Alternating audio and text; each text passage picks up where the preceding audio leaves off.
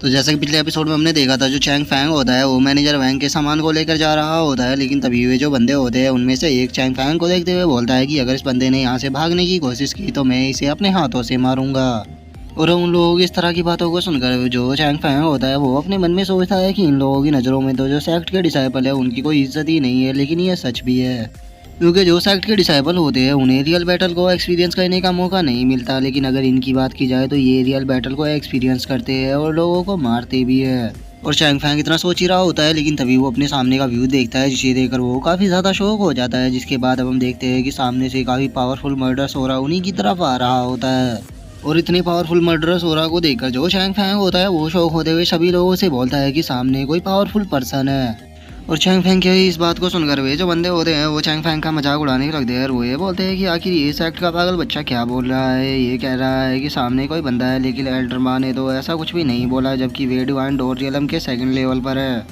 बच्चे, तुम्हारे लिए सही यही रहेगा कि तुम ये बेफालतू का हमें डराना बंद कर दो। अगर तुमने दोबारा इस तरह से हमें डराने की कोशिश की तो तुम्हारे लिए अच्छा नहीं होगा। और वे ये बोल ही रहे होते हैं, लेकिन तभी जो एल्डर माँ होते हैं वो चिल्लाते हुए सभी लोगों से बोलते हैं कि सभी लोग चुप हो जाओ, सामने देखो हमारे दुश्मन आ चुके हैं, तो सभी को फाइट के लिए तैयार हो जाना चाहिए। और अब एल्डर माँ की इस बात को सुनकर सभी लोग बहुत ही ज़्यादा शौक हो जाते हैं। जिसके बाद अब हम देखते हैं कि सामने दो पर्सन आ चुके होते हैं, जिनमें से जो एक पर्सन होता है वो एल्डर माँ से बोलता है कि एल्डर माँ, आप काफ़ी ज़्यादा ओल्ड हो चुके हो, इसीलिए आपने हमें काफ़ी ज़्यादा लेट नोटिस किया, लेकिन अब काफ़ी ज़्यादा देर हो चुकी है, अब आपके बचने का यहाँ पर कोई भी चांस नहीं है। और अभी इस आवाज को सुनकर जो एल्डर माँ के साथी होते हैं वे सभी ऊपर देखने लगते हैं। वे ऊपर देखते हुए बोलते हैं कि लगता है कोई ऊपर है, लेकिन जैसे ही वो उन दोनों को ध्यान से देखते हैं वे सभी काफ़ी ज़्यादा शौक हो जाते हैं। वे शौक होते हुए बोलते हैं,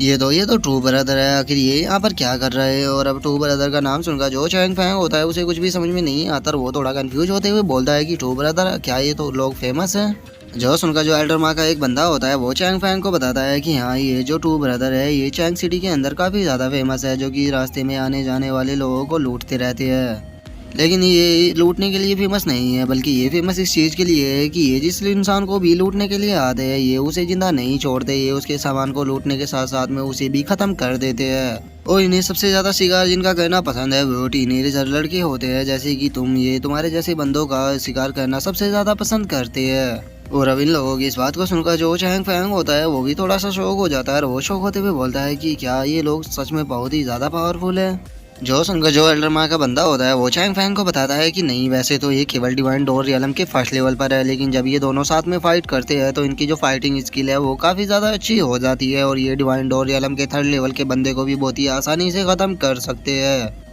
और उन लोगों की इस बात को सुनकर जो चैंग फैंग होता है वो भी उन टू ब्रदर की तरफ देखने लगता है और वो उनकी तरफ देखते हुए बोलता है कि अच्छा, तो ये डिवाइन डोर रियलम के फर्स्ट लेवल पर है और अगर ये साथ में फाइट करते हैं तो ये थर्ड लेवल के बंदे को भी हरा सकते हैं। इसका मतलब इन लोगों के पास में पक्का कोई ना कोई सीक्रेट टेक्निक होगी, नहीं तो बिना सीक्रेट टेक्निक के कोई भी किसी थर्ड लेवल के बंदे को नहीं हरा सकता।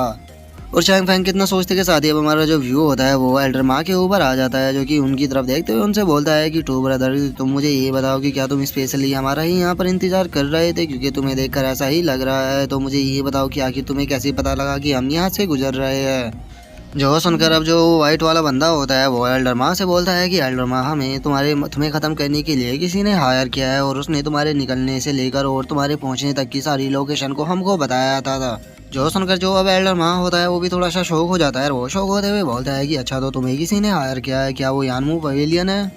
जो सुनकर जो वो वाइट वाला बंदा होता है वो हंसते हुए एल्डर माँ से बोलता है कि तुम बूढ़े हो गए हो, इसीलिए तुम्हें अपने दिमाग को ज़्यादा नहीं चलाना चाहिए, क्योंकि वैसे भी तुम तो यहाँ पर हमारे हाथों से मरने वाले हो, तो अब इससे क्या फ़र्क पड़ता है कि तुम्हें यहाँ पर मारने के लिए किसने भेजा है। और अब उन लोगों की इस बात को सुनकर जो एल्डर माँ होते हैं उसे बहुत ही ज़्यादा गुस्सा आ जाता है और वो गुस्से में अपने वेपन को निकालते हुए बोलता है, मैं समझ चुका हूँ कि तुम्हें यहाँ पर यानू पवेलियन ने ही हमें ख़त्म करने के लिए भेजा है, लेकिन मैं तुम्हें क्लियर कर देना चाहता हूँ कि आज हम यहाँ पर नहीं मरने वाले, बल्कि हम आज तुम्हें यहाँ पर ख़त्म कर रहेंगे। ब्रदर, सभी तैयार हो जाओ, आज हम इन लोगों को यहाँ से जिंदा जाने नहीं देंगे। और एल्डर माँ की अब इस बात को सुनकर जो उसके साथी होते हैं वे सभी भी तैयार हो जाते हैं फाइट करने के लिए और वे गुस्से में चिल्लाते हुए बोलते हैं कि हमें कभी भी नहीं लगा था कि जो यानू पवेलियन है वो हमारे साथ में इस तरह की गंदी ट्रिक को प्ले करेगा।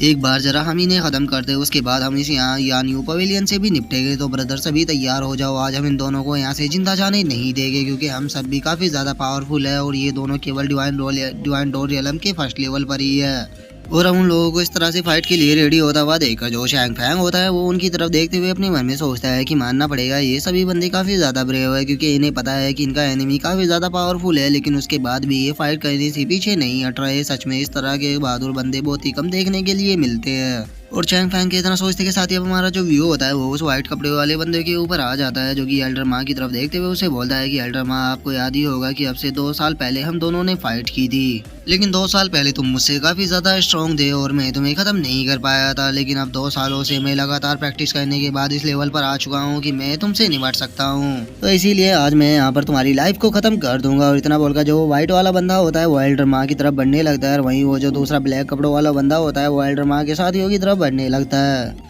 जो देखकर अब जो एल्डर माँ होता है वो भी फाइट करने के लिए आ जाता है, और वो अपने साथियों से चिल्लाते हुए बोलता है कि ये व्हाइट मेरा है और इस ब्लैक को तुम सभी को संभालना होगा, क्योंकि मैं बहुत ही जल्द इस व्हाइट को खत्म करने के बाद तुम्हारी हेल्प करने के लिए आ जाऊंगा। जो सुनकर जो एल्डर माँ के साथी होते हैं वे भी फाइट करने के लिए आ जाते हैं, और वे आते हुए बोलते हैं कि एल्डर माँ ठीक है, हम इसे संभाल लेंगे। और अब सभी को फाइट के लिए जाता हुआ देखकर जो चैंग फैंग होता है वो भी अपनी स्वॉर्ड को निकालने लगता है, और वो अपनी स्वॉर्ड को निकालते हुए अपने मन में सोचता है कि चलो तो फिर अब फाइट कर देखते हैं कि आखिर ये दोनों कितने ज्यादा स्ट्रॉन्ग है। और इतना सोचकर चैंग फैंग स्वॉर्ड को निकाल ही रहा होता है, लेकिन तभी जो एक एल्डर माँ का बंदा होता है वो चैंग फैंग को रोकते हुए उससे बोलता है कि बच्चे, तुम्हें यहाँ पर फाइट करने की कोई भी जरूरत नहीं है, क्योंकि अभी तुम काफी ज्यादा यंग हो, तो इसीलिए मैं चाहता हूँ कि तुम पीछे रहो, क्योंकि ये दोनों काफ़ी ज़्यादा पावरफुल है और हो सकता है कि आज हम यहाँ पर ना बचे। तो इसीलिए मैं नहीं चाहता कि हमारे चक्कर में तुम भी अपनी जान को दो, क्योंकि तुम्हारे आगे अभी काफ़ी लंबी लाइफ है। और इतना बोलकर अब जो वो बंदा होता है वो भी फाइट के लिए जाने लगता है, और अब उस बंदे के इतने अच्छे नेचर को देखकर जो चैंग फैंग होता है वो हंसते हुए अपने मन में सोचता है कि सच में ये लोग काफी ज्यादा अच्छे हैं। इन्हें पता है कि इनका एनिमी काफी ज्यादा पावरफुल है और इन्हें यहाँ पर हेल्प की जरूरत पड़ेगी, लेकिन उसके बाद भी ये दूसरों के बारे में सोच रहे हैं। मैं वादा करता हूँ कि मैं इनमें से यहाँ पर किसी को भी मरने नहीं दूंगा।